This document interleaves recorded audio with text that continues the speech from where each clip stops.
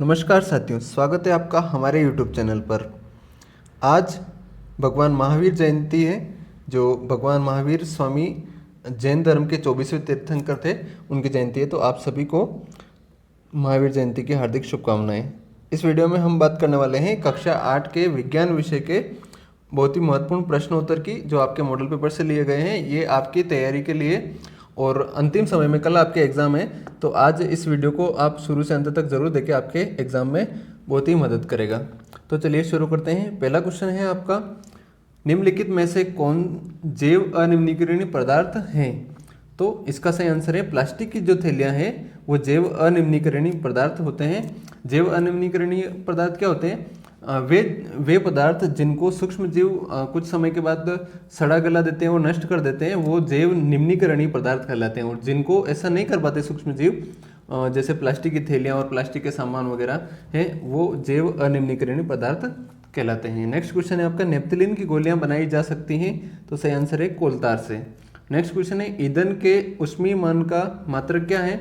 तो सही आंसर है इसका किलो जूल प्रति किलोग्राम। इसका ऊष्मीयमान का मात्रक है, ईंधन के ऊष्मीयमान का मात्रक। नेक्स्ट क्वेश्चन है आपके, सत्य असत्य आपको पहचान करनी है।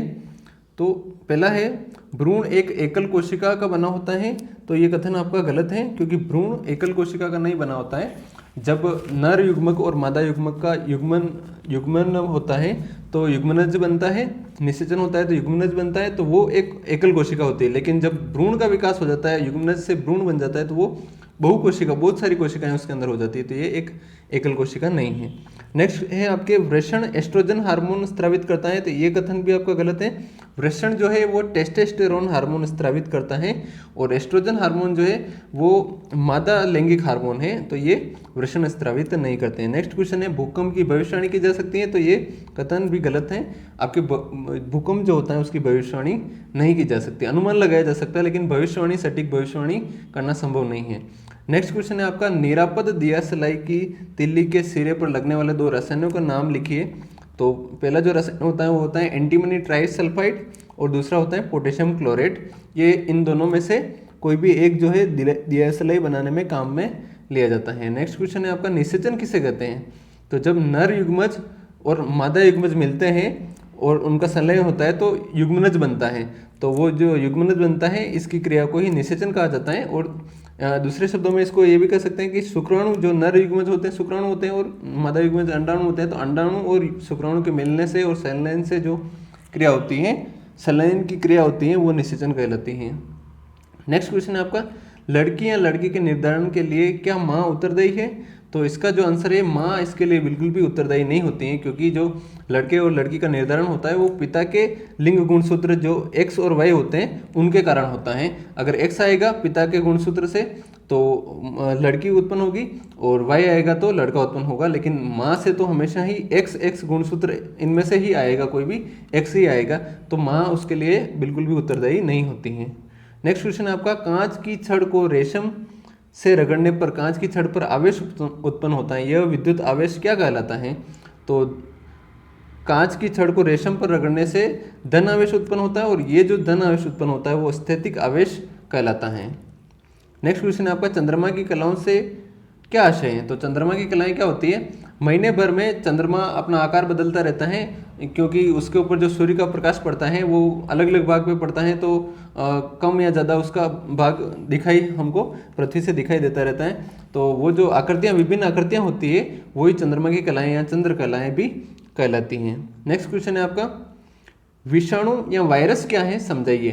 तो विषाणु क्या होता है? विषाणु एक अति सूक्ष्म जीव है, लेकिन ये अन्य सूक्ष्म जीवों से भिन्न होता है। और ये क्या होता है? सजीव और निर्जीव के बीच की कड़ी है, यानी कि ये सजीव की तरह व्यवहार भी करता है और निर्जीव की तरह व्यवहार भी करता है। अब ये जब किसी जीव के या सजीव के भीतर होता है, शरीर के भीतर होता है, उसके शरीर के ऊपर होता है, तो वो सजीव की भांति व्यवहार करता है। लेकिन ये जो बाहर वातावरण है वहाँ पे ये निर्जीव की भांति व्यवहार करता है। और विषाणु जो है मानव में HIV, एड्स, इन्फ्लुएंजा, एंजा और कोविड जैसे रोग उत्पन्न करता है। इसके अलावा स्वाइन फ्लू हो गया, इस प्रकार से जो वायरस से जनित रोग होते हैं वो भी इसके द्वारा उत्पन्न होते हैं। नेक्स्ट क्वेश्चन है आपका, बहुलक किसे कहते हैं? दो पादप बहुलक के नाम लिखिए। तो बहुलक क्या होता है? छोटी छोटी एकलक इकाइयों से के मिलने से जो पदार्थ बनते हैं वो बहुलक कहलाते हैं। और पादप बहुलक का उदाहरण है कपास और गोंद या सेलुलोज और स्टार्च। नेक्स्ट क्वेश्चन है आपके मिलान करने आपको, तो एक तरफ आपके कुछ पक्षियों के प्रजातियों के नाम दिए हुए हैं और दूसरी तरफ उनके प्रकार दिए हुए हैं, उनको मिलाना है। तो प्रवासी पक्षी जो है वो क्या है, साइबेरियन सारस जो है प्रवासी पक्षी हैं, जो हमारे गाना पक्षी विहार भरतपुर में स्थित है, वहाँ पे आते हैं। तो ये क्या प्रवास करके आते हैं दूसरे देशों से, कुछ समय के लिए यहाँ पे आते हैं वातावरणीय परिस्थितियों के कारण, तो इनको प्रवासी पक्षी कहा जाता है। नेक्स्ट है आपका संकटापन्न स्पीसीज, ऐसी स्पीसीज जो अभी संकट, जिनके ऊपर संकट मंडरा रहा है, खतरा उत्पन्न हो गया उनके नष्ट होने का, उनके विलुप्त होने का, तो वो क्या कहलाते हैं, संकटापन्न स्पीसीज कहलाती है। और बाघ एक संकटापन्न स्पीसीज है।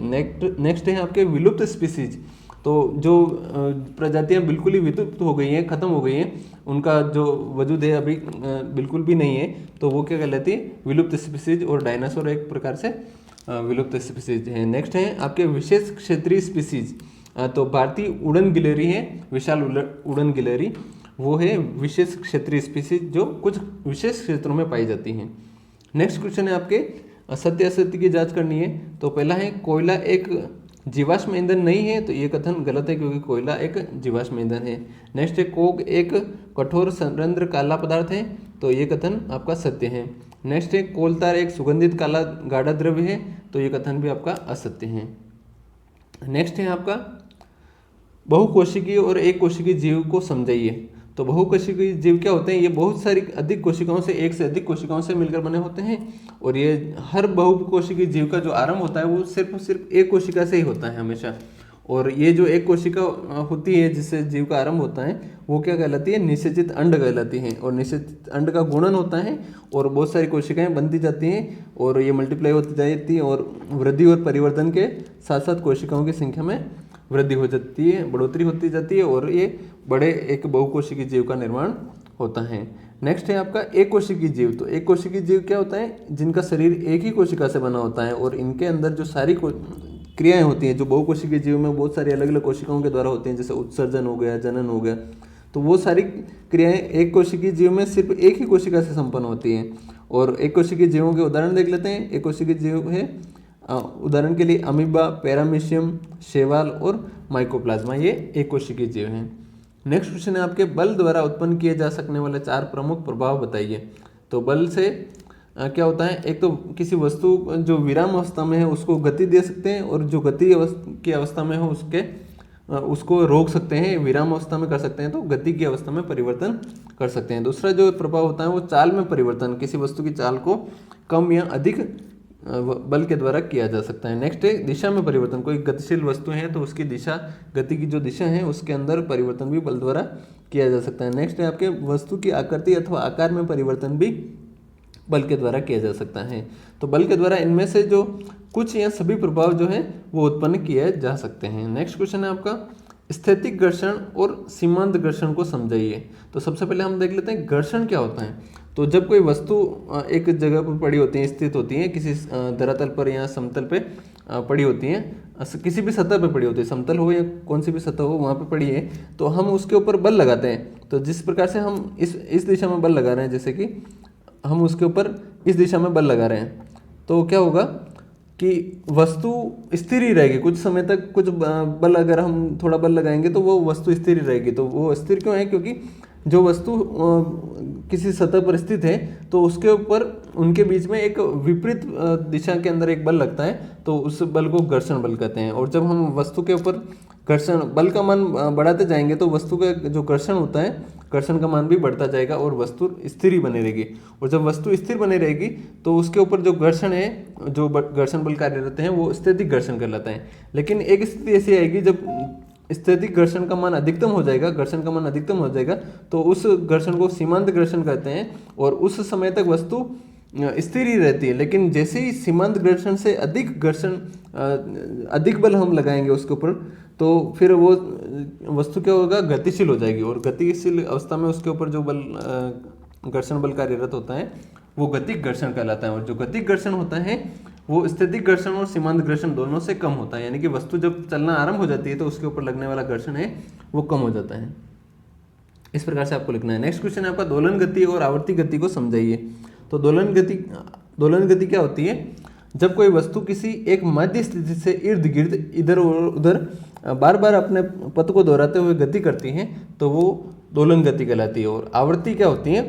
प्रति सेकंड होने वाले दोलनों की संख्या आवृत्ति कहलाती है। और आवृत्ति का मापन जो है वो हर्ट्ज में होता है, जिसे HZ से रिप्रेजेंट करते हैं, लिखते हैं। नेक्स्ट क्वेश्चन है आपका, अपने आसपास उपलब्ध किन्हीं 4 धातुओं द्वारा विद्युत लेपित वस्तुओं की सूची बनाइए। तो आपको इसके अंदर इस प्रकार से लिखना है, जैसे पहला हो गया स्नानगर।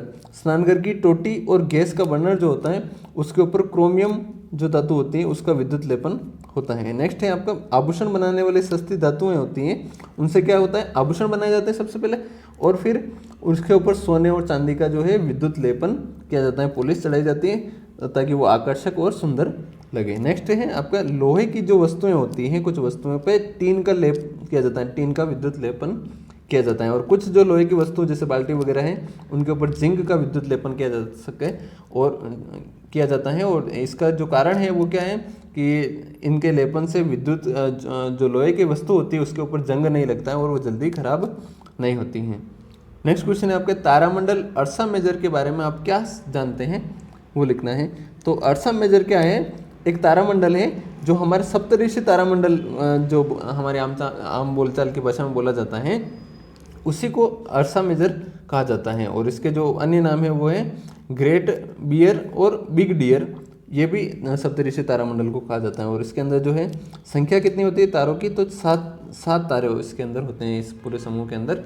और ये जो कब दिखाई देते हैं? तो गर्मियों में रात्रि में प्रथम पहर में ये आकाश में दिखाई देते हैं, उत्तर दिशा के समूह दिखाई देते हैं। और जो इनकी आकृति होती है वो किस प्रकार से होती है? ये कड़छी या जो क्वेश्चन मार्क होता है उसके आकार में व्यवस्थित होते हैं। जैसे ये 4 तारे हैं तो 4 तारे में टोटल 7 तारे हैं, उसमें से 4 तारे जो हैं इस प्रकार से एक चतुर्भुज के आकार में व्यवस्थित होते हैं और बाकी जो 3 तारे होते हैं वो इनके पूंछ की आकृति से इस प्रकार से व्यवस्थित होते हैं। तो इस प्रकार से ये क्वेश्चन मार्क बन जाता है, क्वेश्चन मार्क या कड़छी की आकृति बन जाती हैं। तो इस वीडियो में इतना ही, मिलते हैं नेक्स्ट वीडियो में, तब तक के लिए धन्यवाद। ये वीडियो आपको अच्छा लगा होगा तो इस वीडियो को लाइक और शेयर कीजिए और अपने इस YouTube चैनल को सब्सक्राइब कीजिए।